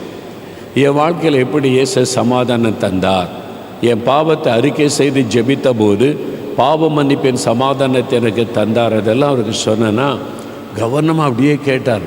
கேட்டுட்டு நான் சொல்லி முடித்த உடனே, இந்த சமாதானம், நீங்கள் சொல்கிற இந்த சமாதானம் எனக்கு கிடைக்குமா அப்படின்னு கேட்டார். ஒரு ஏக்கத்தோட அவருடைய உள்ளம் சமாதானத்திற்காக ஏங்குகிறாரு. பணம் இருக்குது, வசதி இருக்குது, பேர் புகழ் இருக்குது, பண்ணையார் என்ற பட்டம் இருக்குது, நிம்மதி இல்லை, பார்த்தீங்களா, சமாதானம் இல்லை. அப்போ அவர் பக்தி உள்ளவர் தான். வருஷந்தோறும் அவங்கெல்லாம் தெய்வ வணக்கம் செய்கிறவங்க கரெக்டாக போய், ஆனால் நிம்மதி இல்லை, சமாதானம் இல்லை. இந்த சமாதானம் எனக்கு கிடைக்குமான்னு கேட்டார். நான் சொன்னேன், நீங்களும் பெற்றுக்கொள்ள முடியும், இயேசு உங்களுக்கும் தருவார்னு. திரும்ப கேட்டார், நான் கிறிஸ்தவன் இல்லையே, நான் உங்கள் சர்ச்சுக்கு வந்ததில்லை, எங்கேயும் போனதில்லை, நான் இந்துவாக இருக்கிறேன், நான் அது மாதிரி தெய்வங்களெல்லாம் வணங்கி இருக்கிறேன், எனக்கு தருவாரா அப்படின்னு ஒரு கேள்வி கேட்டார். நான் சொன்னேன், இயேசு கிறிஸ்தவர்களுக்குரிய கடவுள் கிடையாது, ஒரு மதத்திற்குரியவர் அல்ல, அவர் இன்னும் சர்வலோகத்தின் ஆண்டவர், எல்லாருக்கும் ரட்சகர், உங்களை அவர் நேசிக்கிறார். நீங்கள் எந்த மதத்தை சார்ந்தவளாக இருந்தானே உங்களுக்கு சமாதானம் தருவார், உங்களே அவர் நேசிக்கிறார் அப்படி சொன்ன உடனே அப்படியே பார்த்தேன். இப்போ கிடைக்குமா அப்படின்னு கேட்டார். எனக்கு இன்றைக்கி மறக்க முடியலை. இப்போ அப்படி உள்ளம் சமாதானத்துக்காக எவ்வளோ ஏங்குது பாருங்க. இப்போ எனக்கு கிடைக்குமானார். இப்போவே ஆண்டவர் தருவார், நான் என்ன பண்ணணும் அப்படின்னு கேட்டார். அப்போ தான் நான் பாவத்தை குறித்து பேசினேன். மனிதன் பாவத்தில் பிறக்கிறான், பாவ சுபாவம் உள்ளத்தில் இருக்குது. தன் பாவத்தை விட்டு மனம் திரும்பினா இயேசு மன்னித்து சமாதானம் தருவார் அப்படின்னு நான் சொன்னபோது, சரி நான் என் பாவத்தை அறிக்கை செய்கிறேன், எனக்கு ஜெபம் பண்ண தெரியாதேன்னார். நான் சொல்லித்தரேன்னு சொல்லி என் கூட முழங்கால் போட்டார். லைஃப்பில் முதலாக அவரும் என் பக்கத்திலே முழங்கால் போட்டு முழங்காலே நின்றார். நின்று நான் சொல்கிற மாதிரி ஜெபம் பண்ணுங்கன்னு சொன்னேன். சரின்னு சொல்லி நான் பாவ அறிக்கை ஜெபத்தை சொல்லி கொடுத்தேன். இயேசுவே, நீர் என் பாவத்துக்காக சிலுவையிலே மரித்த ஆண்டவர் என்பதை விசுவாசிக்கிறேன், நீங்கள் தான் என் பாவத்தை மன்னிக்க முடியும், என் பாவத்தை நான் உணர்கிறேன், மன்னிக்கணும், என் உள்ளத்தில் வாங்க, இயேசுவே என் உள்ளத்தில் வாங்க, சமாதானம் தாங்கன்னு ஒரு சின்ன ஜெபம் சொல்லி கொடுத்தேன். நான் சொல்கிறது அப்படியே சொன்னார். ஜெபம் முடிந்த உடனேயே அதன் பிறகு நான் அவருக்காக ஒரு ஜெபம் பண்ணினேன். ஜெபம் முடிஞ்சு முழங்கால் விட்டு எழும்பும்போதே அவருடைய முகத்தில் ஒரு மாற்றம், ஒரு பிரகாசம், ஒரு சந்தோஷம் புரிய ஆரம்பித்து. உடனே உடனேயே ஒரு மாற்றம் தெரிந்தது. அவர் ரொம்ப சந்தோஷமாக போனார். நான் உங்களுக்காக ஜெபிக்கிறேன்னு சொல்லிட்டு அனுப்பிட்டேன். 2 வாரம் கழித்து என்னை பார்க்க திரும்ப வந்தார். ஒரு மாலை நேரம் நான் தோட்டத்தில் ஜெபம் பண்ண போயிருந்தேன். வெளியில் தோட்டத்தில் அவர் எங்கே இருக்காங்கன்னு விசாரித்து எங்கள் வேலையால் கூட்டிகிட்டு வந்துட்டாங்க. அவங்க கூட்டிகிட்டு வந்தால் அவர்கிட்ட பேசினேன். எப்படி இருக்கீங்க அப்படின்னு கேட்டேன். நல்லா இருக்கிறேன் அப்படின்னு. சில எப்படி உங்கள் பிரச்சனைலாம் அப்படின்னு கேட்டேன். அவர் சொன்னார், பிரச்சனை அப்படியே தான் இருக்குது, பிரச்சனையில் ஒரு மாற்றமும் இல்லை, எனக்குள்ளே தான் ஒரு மாற்றம். என்ன மாற்றம் அப்படின்னு கேட்டேன். உங்கள்கிட்ட வந்து நான் ஜெபம் பண்ணிட்டு போனேன்ல, அதிலிருந்து என் உள்ளத்தில் ஒரு சமாதானம், அப்படியே நிம்மதி இருக்குது, ஒரு ஆத்ம அமைதின்னு சொல்லுவாங்கல்ல, அது இருக்குது. இப்போ எனக்கு எதை குறித்த ஒரு கலக்கம் இல்லை, நிம்மதியாக தூங்குறேன், ஒரு சந்தோஷம் உள்ளத்தில் இருந்துக்கிட்டே இருக்குது. என்னன்னு எனக்கு புரியல. இதுக்கு முன்னால் அப்படி இல்லையே. நான் பக்தியாக எத்தனையோ இடங்களுக்கு போயிருக்கிறேன், தெய்வ வணக்கம் பண்ணியிருக்கிறேன், பணத்தை செலவு பண்ணியிருக்கிறேன், பக்தியாக என்னென்னோ பண்ணினேன். ஆனால் அப்போல்லாம் எனக்கு இப்படி வந்ததில்லை. பிரச்சனை இருக்குது, ஆனால் உள்ளத்தில் நிம்மதி சமாதானம் இருக்குது, எதை குறித்த ஒரு கலக்கம் இல்லை. எப்படி இது எனக்கு புரியலைன்னு சொல்லி கேட்டார். நான் சிரிச்சுக்கிட்டே சொன்னேன், நீங்கள் தானே இயேசுவை உள்ளத்தில் கூப்பிட்டீங்க. ஆமாம், இயேசு என் உள்ளத்தில் வர கூப்பிட்டேன். பேரே சமாதான பிரபு. அவர் உள்ளத்தில் வந்துட்டால் சமாதானம் வந்துடும். இதில் ஆச்சரியப்பட ஒன்றும் இல்லை. சமாதான பிரபு உங்கள் உள்ளத்தில் இருக்கிறனால அந்த சமாதானம் இருக்குது. அந்த சமாதானம் இந்த உலகத்தின் எந்த பிரச்சனையும் உங்களை பாதிக்காது. இயேசு கிறிஸ்து கொடுக்குற சமாதானத்துக்குள்ளே வந்துட்டா, சமாதான பிரபு உள்ளத்தில் வந்துட்டா, வியாதியோ கடன் பிரச்சனையோ பண பிரச்சனையோ எதுவும் உங்களை பாதிக்காது. சமாதானம் உள்ளத்தில் இருந்துக்கிட்டே இருக்கும். அதுதான் இயேசு சொல்லுகிறார், என்னுடைய சமாதானத்தை உனக்கு தருகிறேன், உலகம் கொடுக்கிற பிரகாரம் அல்லன்னு சொல்லுகிறார். அவர் என் கையை பிடித்து கொண்டு ஒரு வார்த்தை சொன்னார் பாருங்க, இந்த மாதிரி ஒரு சந்தோஷ சமாதானத்தை இதுவரை நான் உணர்ந்ததில்லை, இப்போ நான் அந்த மகிழ்ச்சியை பெற்றுக்கொண்டேன். இந்த இயேசு என்னை விட்டு விலகாமல் இருக்க எனக்காக ஜெபம் பண்ணுங்கன்னு சொன்னார். இந்த இயேசுவை விட்டு நான் விலகக்கூடாது, இந்த இயேசுவோடு இருக்கணும்னு சொல்லி. பெரிய வியாபாரம். அவர் பைபிள் வாங்கி அவன் வீட்டிலலாம் இந்துக்களாக டிராயர்களை வச்சு பைபிள் படிப்பாராம். வியாபாரம் நடக்கிற இடத்துல அப்படியே டிராயரை திறந்து பைபிள் வாசித்துட்டு டக்குன்னு மூடிடுவாராம். ஒரு நாள் அவங்க அப்பா வந்துட்டார். அவங்க அப்பா பார்த்துட்டார், என்னடா டிராயருக்குள்ளே கண்டுபிடிச்சிட, இதை வாசிக்கிறேன்னு. அது திறந்து காமிச்சார் பைபிள். இது எப்படி அங்கே வந்துச்சு? அப்பொழுது அவர் சொன்னார், நான் இந்த மாதிரி போனேன், இயேசு எனக்கு நிம்மதி தந்தாருப்பா, இப்போ நான் நிம்மதியாக சந்தோஷமாக இருக்கிறேன், சமாதானமாக இருக்கிறேன் சொன்ன உடனே அவங்க அப்பா சொன்னார், நல்ல கடவுளை பிடிச்சிக்கிட்ட, அவரை விடாத பிடிச்சிக்க அப்படின்னு சொல்லிட்டார். அவர் சொன்னார், இதா உண்மை, இயேசு என்கிறவர் நல்ல கடவுள். நம்முடைய பொன்னையோ பொருளையோ கேட்கல, இருதயத்தை எனக்கு தான், சமாதானம் இல்லைல்ல, நிம்மதி இல்லைல்ல, அந்த இருதயத்தை எனக்கு கொடு, நான் அதை பரிசுத்தமாக்கி நான் உனக்குள்ளே வாசம் பண்ணி மெய்யான சமாதானத்தை தருவேன் அப்படின்னு ஆண்டவர் சொல்லுகிறார். இந்த சமாதானத்தை கொடுக்க சிலுவையில் நமக்காக தன்னை பலியாய் கொடுத்தார். இயேசு கிறிஸ்துவின் ரத்தம் நமக்கு சமாதானத்தை உண்டு பண்ண ரத்தம் சிந்தினார். நம்முடைய பாவங்களை தன் மீது ஏற்றுக்கொண்டார். நமக்காக அடிக்கப்பட்டு நொறுக்கப்பட்டு சிலுவையில் நம்முடைய பாவங்களை, நம் கைகள் செய்த பாவத்துக்காக அவருடைய கைகளில் ஆணிகள், நம்முடைய கால்களால் விரைந்தோடு செய்த பாவத்துக்காக கால்களிலே ஆணிகள், நாம் சிந்தித்து செய்த பாவத்துக்காக தலையிலே முள்முடி, நம்ம இருதயத்திலிருந்து புறப்பட்ட பாவங்களுக்காக இருதயம் ஈட்டினால் தொலைக்கப்பட்டார். நம்முடைய பாவங்களை தன் மீது ஏற்றுக்கொண்டார். ஆண்டவரே, நான் பாவிதான், என்னை மன்னிக்கணும், எனக்கு அந்த சமாதானம் வேணும், என் உள்ளத்தில் வரணும், அந்த ரட்சிப்பின் சமாதானம் வேணும்னு ஒப்பு கொடுத்துட்டா இன்றைக்கு அந்த மெய்யான சமாதானம் உடனே பெற முடியும். அதுக்கு பகல நாள் காத்திருக்க தேவையில்லை, இப்போவே நீங்கள் பெற்றுக்கொள்ள முடியும். இப்போவே அப்படியே தேவ சமூகத்தில் எல்லோரும் எழுந்துன்னு இருப்போம். ஆண்டவருக்கு முன்னால் எல்லோரும் எழுந்துன்னு இருப்போம். Thank you Lord. எழுந்துன்னு இல்லைங்க, அமைதியாக கவனிங்க. இங்கே சமாதானம் இல்லாமல் பலர் வந்திருக்கிறீங்க. ஆத்ம அமைதி இல்லை, நிம்மதியாக தூங்க முடியலை, என் உள்ளத்துக்குள்ள ஒரு சமாதானமே இல்லை. பக்தி இருக்குது, இயேசு மேலே நம்பிக்கை இருக்குது, ஜெபெல்லாம் பண்ணுகிறேன், சமாதானம் இல்லை. காரணம், இயேசு வெளியில் நிற்கிறார். நீங்கள் அவரை நம்புறீங்க, விசுவாசிக்கிறீங்க, நேசிக்கிறீங்க, ஆனால் உங்களுடைய வாழ்க்கையை விட்டு வெளியில் நிறுத்தி இருக்கிறீங்க, உள்ளத்தில் இடம் கொடுக்கல. உங்களுடைய இருதயத்துக்குள்ளே இயேசு வரணும். இயேசு கிறிஸ்துவின் நாமத்தின் மேல் விசுவாசம் உள்ளவர்களாய் அவரை ஏற்றுக்கொண்டவர்கள், இயேசுவுக்கு உள்ளத்தில் இடம் கொடுத்தவர்கள், அவரை உள்ளத்தில் இரட்சகராக ஆண்டவராக ஏற்றுக்கொண்டவர்கள் எத்தனை பேர்களோ அவர்கள் தேவனுடைய பிள்ளைகள் என்று யோவான் 1:12 சொல்லுகிறாரு. அப்போ இன்றைக்கு உங்களுடைய உள்ளத்தை சோதித்து பாருங்கள். இயேசு உள்ளத்தில் இருக்கிறாரா?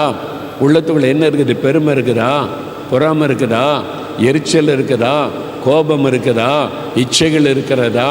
வன்கண் இருக்குதா? தூஷணம் இருக்குதா? அந்த மதுபான பழக்கம், இச்சையான காரியங்கள், பாவ பழக்கம் இருக்குதா? உன்னுடைய உள்ளத்தை தீட்டுப்படுத்தி இருக்குதா? இயேசு அங்கே இல்லையா? இன்னைக்கு இயேசு சொல்லுகிறான், உன் பாவத்தோடு நீ வாயாகிட்ட, உன் பாவத்தை விட்டுட்டு வான்னு நான் சொல்லலை. நீ பாவியாக இருந்தாலும் என்கிட்ட வரலாம், நான் உனக்குள்ளே வருவேன், நான் உன் பாவத்தை மன்னிப்பேன், நான் உன் பாவத்தை உன்னை விட்டு விலக்குவேன், மெய் சமாதானம் தருவேன்னு இயேசு சொல்லுகிறார். இப்போ அந்த இயேசுவை நோக்கி பாரு. கண்களை மூடுங்க, நிற்கிற இடத்துல அப்படியே கண்களை மூடுங்க. இயேசு உள்ளத்தில் இருக்கிறாரா? எனக்குள்ளே இயேசு வந்திருக்கிறாரா? சோதித்து பாருங்க, சோதித்து பாருங்க. எனக்குள்ளே இயேசு இருக்கிறாரா? என் உள்ளத்தில் சமாதானம் இருக்குதா? என் உள்ளத்துக்குள்ளே என்ன இருக்குது? பெருமை, பொறாமை, எரிச்சல், இச்சைகள், பாவங்கள் என்ன இருக்குது? ஐயோ அந்த பாவம்தான் என்கிட்ட இருக்குது, இயேசு என் உள்ளத்தில் இல்லையே, சமாதானம் இல்லையே அப்படின்னு நினைக்கிறீங்களா? இயேசு சொல்லுகிறான், என்னுடைய சமாதானத்தை உனக்கு தருகிறேன். இன்றைக்கு நீ மனம் திரும்பி ஒப்பு கொடுத்தால் என் சமாதானத்தை உனக்கு தருகிறேன். ஐயா, என்னோடு இயேசு பேசுகிறார். எனக்கு இந்த சமாதானம் வேணும், இந்த நிம்மதி வேணும். என் இருதயம் இயேசுவின் இரத்தத்தினால் கழுவப்படணும். இயேசு எனக்குள்ளே இல்லை என்பதை உணர்கிறேன். ஐயோ, நான் பாவி என்பதை உணர்கிறேன். எனக்குள்ள இந்த பாவம் வந்து விட்டாரு, என் பாவம் என்னை தீட்டுப்படுத்தி விட்டாரு. என் பாவம் மன்னிக்கப்படணுமே, கோபம் மன்னிக்கப்படணுமே, இச்சைகள் மன்னிக்கப்படணுமே. என்னால் என் குடும்பமே பாதிக்கப்பட்டு நிற்கிறாரு.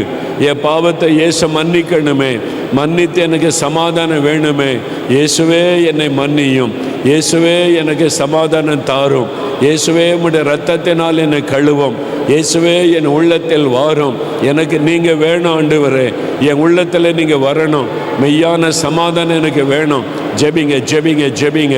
இயேசுவே, இயேசுவே என்னை மன்னிங்க. இயேசுவே உங்கள் இரத்தத்தினாலே என் இருதயத்தை கழுவுங்க. இயேசுவே என் உள்ளத்தில் வாங்க, என் உள்ளத்தில் வாங்க. எனக்கு நீங்கள் வேணும், சமாதானம் வேணும், நிம்மதி வேணும். இயேசுவே என்னை ஒப்பு கொடுக்கிறேன், என்னை ஒப்பு கொடுக்கிறேன். ஆண்டவருக்கு ஒப்பு கொடுங்க, ஒப்பு கொடுத்து ஜெபிங்க, ஒப்பு கொடுத்து ஜெபிங்க. Thank you Lord, thank you Lord, thank you Lord. Amen. ஐயா, இந்த இயேசு எனக்கு வேணும். இன்றைக்கு அவரை நான் மனம் திரும்பி ஏற்றுக்கொள்ளுகிறேன். அவருடைய ரத்தம் என்னை கழுவணும், என்னை ஒப்பு கொடுக்கிறேன். அப்படி சொல்கிறவங்க வலதுகரம் உயர்த்துங்க, அப்படி சொல்கிறவங்க வலதுகரம் உயர்த்துங்க நிற்கிற இடத்துல. Thank you Jesus, thank you Jesus, thank you Jesus. அப்படியே வலதுகரம் உயர்த்தி, இயேசுவே என் உள்ளத்திலே வாரும், இயேசுவே என் பாவங்களை மன்னியும், இயேசுவே உம்முடைய இரத்தத்தினால் என்னை கழுவும், உம்முடைய இரத்தத்தினால் என்னை கழுவும். பின்வாங்கி போனீங்க, ஆண்டவர் உங்களோடு பேசுகிறார். ஒரு காலத்தில் ரட்சிப்பின் சந்தோஷம் இருந்தது, நீ பின்வாங்கி போய்விட்டாய் மகனே, மகளே பின்வாங்கி போய்விட்டாய். நீ மறுபடியும் மனம் திரும்பு, மறுபடியும் ஒப்புக்கொடு. நான் உன்னை மன்னித்து உனக்கு சமாதானம் கொடுக்க ஆயத்தமாக இருக்கிறேன் என்று ஆண்டவர் சொல்லுகிறார். ஆண்டவருடைய கரம் உங்களை தொடுகிறது, அவருடைய இரத்தத்தின் வல்லமை உங்களுக்குள் இறங்குகிறது. இயேசுவின் இரத்தத்தின் வல்லமை உங்களுக்குள் இறங்குகிறது. இயேசுவின் இரத்தத்தின் வல்லமை உங்களுக்குள் இறங்குகிறது. இயேசு கிறிஸ்துவின் இரத்தம் சகல பாவங்களை நீக்கி நம்மை சுத்திகரிக்கும். இயேசு கிறிஸ்துவின் இரத்தம் சகல பாவங்களை நீக்கி நம்மை சுத்திகரிக்கும். இயேசுடைய இரத்தம், இயேசுடைய இரத்தம் சுத்திகரிக்கட்டும், சுத்திகரிக்கட்டும், சுத்திகரிக்கட்டும். இயேசுவின் இரத்தம் சுத்திகரிக்கட்டும். ஆண்டவரே பாவங்களை மன்னியும், இயேசுவே இரத்தத்தினாலே கழுவும். பின்வாங்கி போன அநேகர் மனம் திரும்பி இருக்கிறீங்க. ஆண்டவருக்கு ஸ்தோத்திரம். இந்த அப்படியே கவனிங்க. இதில் இன்றைக்கு முதலாய் நான் இயேசுக்கு என் உள்ளத்தில் இடம் கொடுக்கிறேன். ஏற்கனவே ரட்சிக்கப்பட்டவங்க இல்லை, ரட்சிக்கப்பட்டு ஞானஸ்தானம் பெற்று சபைக்கு போகிறவங்க இல்லை, அபிஷேகம் பெற்று அந்நிய பாஷை பேசுகிறவங்க இல்லை, இன்னும் எனக்கு இந்த ஒரு அனுபவமும் இல்லை. நான் இப்போ தான் பக்தியாக இருக்கிறேன், ஆனால் இயேசு என் உள்ளத்தில் இல்லை. இந்த இயேசு என் உள்ளத்தில் வரணும், என் பாவத்தை மன்னிக்கணும், நான் பாவி என்பதை உணர்கிறேன். அந்த மகள் எப்படி உணர்ந்து இயேசுவண்டே வந்தாளோ அதே மாதிரி என் பாவத்தை உணர்ந்து இயேசுவண்டே நான் வருகிறேன், என்னை ஒப்பு கொடுக்கிறேன். இன்றைக்கு எனக்கு மெய்யான சமாதானம், பாவ மன்னிப்பின் சமாதானம் எனக்கு வேணும். அப்படி சொல்கிறவங்க மட்டும் அப்படியே முன்னால் வந்து முழங்கால் படியிடலாம், அப்படியே முன்னால் வந்து முழங்கால் படியிடலாம். ஆண்டவர் என்னோடு பேசினார், எனக்குள்ள இந்த இயேசு இல்லை என்பதை உணர்கிறேன், எனக்கு பாவ மன்னிப்பு வேணும், சமாதானம் வேணும், நான் அதை உணர்கிறேன். அப்படி சொல்கிறவங்க மட்டும் முன்னால் வந்து முழங்கால் படியிடுங்க. நீங்கள் முக்கியமானவர்கள். அவர் மனதுருக்கமுள்ள ஒரு ஆண்டவர், பாவத்தை மன்னிக்கிற ஒரு ஆண்டவர், பாவிகள் மீது இரக்கம் காட்டுகிற ஒரு ஆண்டவர். யாரையும் பாவி என்று புறம்பே தள்ள மாட்டார். நீ பாவி என்னிடத்தில் வராது என்று சொல்ல மாட்டார். உன் பாவத்தை விட்டு விட்டு வா என்று சொல்ல மாட்டார். நீ இருக்கிற வண்ணமாகவே வா, நீ இருக்கிற வண்ணமாகவே என்னிடத்தில் வா, நான் உனக்கு பாவ மன்னிப்பையும் பாவத்திலிருந்து விடுதலை தருவேன் என்று சொல்லி இயேசு அழைக்கிறார். இயேசுவே, எனக்கு நீர் வேண்டும், உம்முடைய சமாதானம் எனக்கு வேண்டும், எனக்கு இயேசு வேண்டும், இரட்சகர் வேண்டும், இயேசு அழைக்கிற பாவ மன்னிப்பு எனக்கு வேண்டும், அவருடைய ரத்தம் என்னை கழுவ வேண்டும், எனக்கு நிம்மதி வேண்டும், சமாதானம் வேண்டும். இயேசுவே, இயேசுவே, இயேசுவே, இயேசுவே, நீங்க சமாதான பிரபு, நீங்க தானே சமாதான பிரபு, நீங்க தானே சமாதானம் தர முடியும், நீங்க தானே பாவங்களை மன்னிக்க முடியும். இந்த பிள்ளைகள் கண்ணீரோட வந்திருக்கிறாங்கப்பா, கண்ணீரோட வந்திருக்கிறாங்கப்பா, கண்ணீர் வடிக்கிறாங்கப்பா. இயேசுவே, பாவத்தை மன்னிங்க, இயேசுவே, உங்க ரத்தத்தினால கழுவுங்க, கழுவுங்க. ஆண்டவரே, ஆண்டவரே, தொடுங்கப்பா, தொடுங்கப்பா, என் தவறுகளை மன்னிங்க, என்னை மன்னிச்சிருங்க ஆண்டவரே, என்னை கழுவுங்க ஆண்டவரே, எனக்கு சமாதானத்தாக ஆண்டவரே, எனக்கு சமாதானத்தாக ஆண்டவரே, எனக்கு சமாதானம் தாங்க. உங்களுடைய சமாதானம் எனக்கு வேணும், தேவ சமாதானம் எனக்கு வேணும். ஆண்டவரே, பிள்ளைகள் அழுகிறாங்க ஐயா, கண்ணீர் வடிக்கிறாங்க ஐயா. அந்த பெண்ணை பார்த்து நீ சமாதானத்தோட போன்னு சொன்னீங்களே, உன் பாவம் மன்னிக்கப்பட்டதுன்னு சொன்னீங்களே, இப்ப சொல்லுங்க ஆண்டவரே, இவருடைய பாவத்தை மன்னித்தேன்னு சொல்லுங்க, இவர்களை ரட்சித்தேன்னு சொல்லுங்க. முன்னால் வந்தவங்க உடைய வலது கரத்தை இருதயத்தில் வைங்க, உடைய வலது கரத்தை இருதயத்தில் வைங்க, இருதயத்தில் வைங்க. அப்படியே சொல்லுங்க, இயேசுவே, நான் உம்மை விசுவாசிக்கிறேன், நான் பாவி என்பதை உணர்கிறேன், என் பாவத்தை நீர் சிலுவையில் சுமந்தீர், நான் அதை விசுவாசிக்கிறேன், உம்முடைய ரத்தம் என்னை கழுவ வல்லமை உள்ளது, என்னை உம்முடைய பாதப்படியில் ஒப்பு கொடுக்கிறேன். இயேசுவே, என் பாவத்தை மன்னியும், உம்முடைய இரத்தத்தினால் என் இருதயத்தை கழுவும், என் உள்ளத்திலே நீர் வாரும். இயேசுவே, என் உள்ளத்திலே வாரும். இயேசுவே, எனக்கு இரட்சகராய் நீர் வாரும். இயேசுவே, எனக்கு தகப்பனாக நீர் வாரும். இயேசுவே, என் உள்ளத்தில் வாரும். உம்மை நான் ஏற்றுக்கொள்ளுகிறேன், எனக்கு சமாதானம் தாரும். இயேசுவே, சமாதானம் தாரும். நான் அதை விசுவாசிக்கிறேன். என் உள்ளத்தில் நீர் வந்து விட்டதற்காய் ஸ்தோத்திரம், என்னை மன்னித்து விட்டதற்காய் ஸ்தோத்திரம், சமாதானம் தந்து விட்டதற்காய் ஸ்தோத்திரம். இயேசுவின் நாமத்தில் ஆமென். அப்படியே கரம் உயர்த்தி இயேசுவுக்கு நன்றி சொல்லுங்க. இயேசுவே, ஸ்தோத்திரம் சொல்லுங்க. என்னை மன்னித்ததற்காய் ஸ்தோத்திரம், என் உள்ளத்தில் வந்து விட்டதற்காய் ஸ்தோத்திரம், எனக்கு சமாதானம் தந்து விட்டதற்காய் ஸ்தோத்திரம். நீங்கள் எப்போ இயேசுவே என் பாவத்தை மன்னின்னு ஒப்பு கொடுத்து இயேசு உள்ளத்தில் ஏற்றுக்கொண்டீங்களோ, உடைய பாவங்கள் எல்லாம் மன்னிக்கப்பட்டு விட்டார். அப்போ இதுவரை செய்த பாவம் என்ன ஆயிற்று அப்படின்னா, வசனம் சொல்லுகிறது, கிழக்குக்கும் மேற்குக்கும் எவ்வளவு தூரமோ அவ்வளவு தூரமாய் நம்முடைய பாவத்தை கர்த்தர் விலக்கி விட்டார். உடைய பாவத்தை எல்லாம் விலக்கி போட்டு விட்டார். அப்போ இதுக்கு முன்னால் நீங்கள் செய்த எந்த பாவத்துக்கும் உங்களுக்கு சம்பந்தமே இல்லை. அந்த பாவத்தை ஆண்டவர் மன்னித்து மறந்து விடுகிறார். அசல் அவர் மன்னித்து மறந்து விடுகிற தேவன். இனிமேல் நீங்கள் போய் ஆண்டவரே நான் போன மாதம் இந்த மாதிரி ஒரு பாவம் செய்தேன் அப்படின்னு சொன்னீங்கன்னா அவர் கேட்பா, நீ எப்போ செய்த? பாவம் செய்தியா?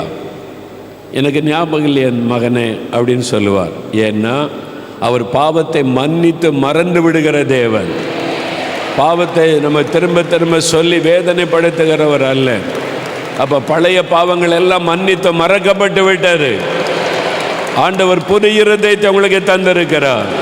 பழையவைகள் ஒளிந்து போயின. இப்போ நீங்கள் தேவனுடைய பிள்ளைகள். இப்போ இயேசு உங்களுக்குள் இருக்கிறார்.